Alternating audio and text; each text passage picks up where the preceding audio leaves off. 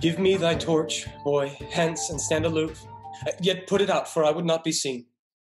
Under yond yew trees lay thee all along, holding thine ear close to the hollow ground, so shall no foot upon the churchyard tread, but thou shalt hear it. Whistle then to me, as signal that thou hearest something approach. Give me those flowers. Do as I bid thee, go. I am almost afraid to stand alone here in the churchyard, yet I will adventure. Sweet flower, with flowers thy bridal bed I strew, oh, woe! Thy canopy is dust and stones, which with sweet water nightly I will dew, or wanting that with tears distilled by moans. The obsequies that I for thee will keep, nightly shall be to strew thy grave and weep. The boy gives warning. Something doth approach. What cursed foot wanders this way tonight, to cross my obsequies and true love's right? What, with a torch? Muffle me, night, a while. Give me that mattock and the wrenching iron. Hold, take thou this letter. Early in the morning, see thou deliver it to my lord and father. Give me the light. Upon my life, I charge thee, whate'er thou hearest or seest, stand all aloof, and do not interrupt me in my course. Why I descend into this bed of death is partly to behold my lady's face, but chiefly to take thence from her dead finger a precious ring, which I must use in dear employment. Hence be gone. But if thou, jealous, dost return to pry into what I further shall intend to do, by heaven, I will rend thee joint by joint and strew this hungry churchyard with thy limbs. The time and my intents are savage wild, more fierce and more inexorable far than the empty tiger or the roaring sea. I will be gone, sir, and not trouble you. So shalt thou show me friendship. Take thou that, live and be prosperous. And farewell, good fellow. For all this same, I'll hide me hereabout. His looks I fear, and his intents I doubt. Thou detestable maw, thou womb of death, gorged with the dearest morsel of the earth. Thus I enforce thy wretched jaws to open, and in despite I'll cram thee with more food. This is that banished, haughty Montague that murdered my love's cousin, and with which grief it is supposed the fair creature died. And here's to come to do some villainous shame to the dead bodies. I will apprehend him. Stop thy unhallowed toil, vile Montague. Can vengeance be pursued further than death? Condemned villain, I do apprehend thee. Obey and go with me, for thou must die. I must indeed, and therefore came I hither. Good gentle youth, tempt not a desperate man. Fly hence and leave me. I beseech thee, youth, put not another sin upon my head by urging me to fury. Oh, be gone. By heaven, I love thee better than myself, for I came hither armed against myself. Stay not, be gone, live, and hereafter say a madman's mercy bade thee run away. I do defy thy conjurations and apprehend thee for a felon here. Wilt thou provoke me? Have at thee, boy. Romeo stabs Paris. Oh, I am slain. If thou be merciful, open the tomb. Lay me with Juliet. In faith I will. Let me peruse this face. Mercutio's kinsman, noble county Paris. What said my man when my besotted soul would not attend him as we rode? I think he told me Paris should have married Juliet. Said he so, or did I dream it so? Or am I mad, hearing him talk of Juliet to think it so? Oh, give me thy hand. I'll bury thee in a triumphant grave. A grave? Oh no, a lantern, slaughtered youth. For here lies Juliet, and her beauty makes this vault a feasting presence full of light. Death, lie thou there, by a dead man interred. How oft when men are at the point of death, have they been merry, which their keepers call a lightning before death. Oh, how may I call this a lightning? Oh, my love, my wife. Death that hath sucked the honey of thy breath hath no power yet upon thy beauty. Thou art not conquered. Beauty's ensign yet is crimson in thy lips and in thy cheeks, and death's pale flag is not advanced there. Tybalt, liest thou there in thy bloody sheet? Oh, what more favor can I do to thee than with the hand that cut thy youth in twain to sunder this that was thine enemy? Forgive me, cousin. Oh, dear Juliet, why art thou yet so fair? Shall I believe that unsubstantial death is amorous, and that the lean, abhorred monster keeps thee here in dark to be his paramour? For fear of that, I still will lie with thee, and never from this palace of dim night depart again. Here will I remain, with worms that are thy chamber mazed. Oh, here will I set up my everlasting rest, and shake the yoke of inauspicious stars from this world-weary flesh. Eyes, look your last. Arms, take your last embrace. And lips, oh, you the doors of breath seal with a righteous kiss, a dateless bargain to engrossing death. Come, bitter conduct, come, unsavory guide. Thy desperate pilot now at once rush on thy dashing rocks, thy seasick weary bark. Here's to my love.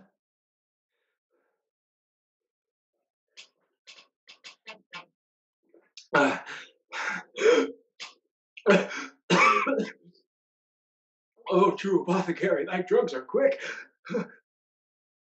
Thus, with a kiss, I die.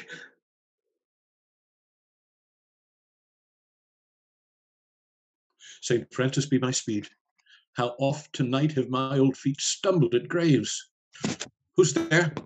Here's one, a friend, and one that knows you well. This be upon you. Tell me, good my friend, what torch is yon that vainly lends his light to grubs and eyeless skulls, as I discern it burneth in the capel's monument? It doth so, holy sir, and there's my master, one that you love. Who is it? Romeo. How long hath he been there? Full half an hour. Go with me to the vault. I dare not, sir. My master knows not but I am gone hence, and fearfully did menace me with death if I did stay to look on his intents. Stay then, I'll go alone. Fear comes upon me. Oh, much I fear some ill unlucky thing. As I did sleep under this yew tree here, I dreamt my master and another fought, and that my master slew him. Romeo! Alack! Alack! What blood is this which stains the stony entrance of this sepulchre?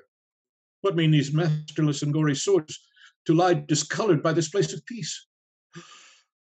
Romeo! Oh, pale! Who else? What, Paris too, and steeped in blood? Ah, what an unkind hour is guilty of this lamentable chance! The lady stirs. Oh, comfortable friar! Where is my lord? I do remember well where I should be, and there I am. Where's my Romeo? I hear some noise. Lady, come from that nest of death, contagion, and unnatural sleep. A greater power than we can contradict hath thwarted our intents. Come, come away. Thy husband in thy bosom there lies dead, and Paris too. Now come. Stay not to question, for the watch is coming. Come, go, for Juliet.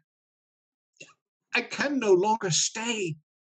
Go get thee hence, for I will not away. What's here? A cup closed in my true love's hand. Poison, I see, hath been his timeless end. Oh, churl. Drunk all and left no friendly drop to help me after. I'll kiss thy lips.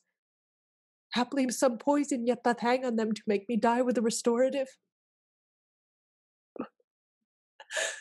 Thy lips are warm. Lead, boy, which way? Yay, noise. Then I'll be brief.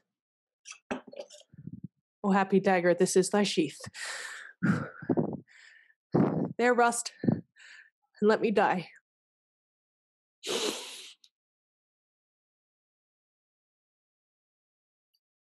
This is the place, there where the torch doth burn. The ground is bloody. Search about the churchyard. Go, some of you, whoe'er you find attached. Pitiful sight. Here lies the county slain, and Juliet bleeding, warm and newly dead. Go, tell the prince, run to the Capulets, raise up the Montagues, some others search. We see the ground whereon these woes do lie, but the true ground of all these piteous woes we cannot without circumstance descry. Here's Romeo's man, we found him in the churchyard. Hold him in safety till the prince come hither. Here's a friar that trembles, sighs, and weeps. We took this mattock and this spade from him as he was coming from this churchyard side. A great suspicion. Stay the friar too. What misadventure is so early up, wakes our person from our morning's rest? What should it be that they so shriek abroad? The people in the street cry Romeo, some Juliet and some Paris, and all run with open outcry toward our monument. What fear is this which startles in our ears? Sovereign, here lies the county Paris slain, and Romeo dead, and Juliet dead before, warm and new killed. Search, seek, and know how this foul murder comes. Here is a friar and slaughtered Romeo's man, with instruments upon them fit to open these dead men's tombs. Oh, heavens! Oh, wife, look how our daughter bleeds! This dagger hath Miss ta'en, for lo, his house is empty on the back of Montague, and is missheathed in my daughter's bosom. Oh me, the sight of death is as a bell that warns my old age to a sepulchre.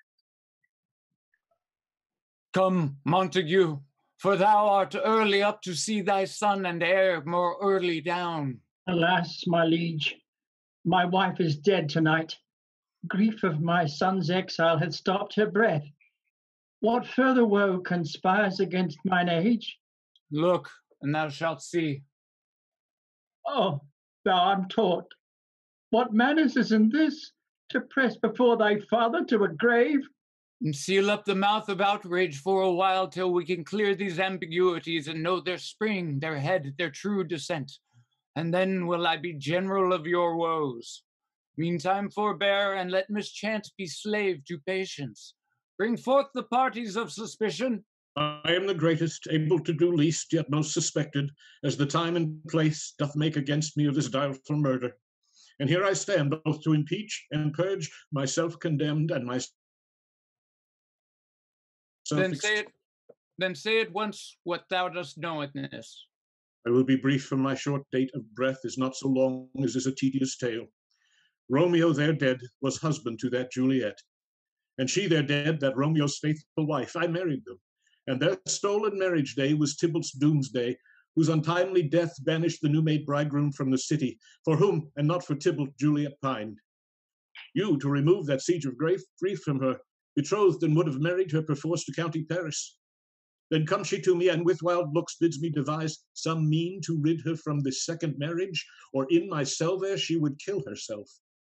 Then gave I her a sleeping potion, which wrought in her the form of death.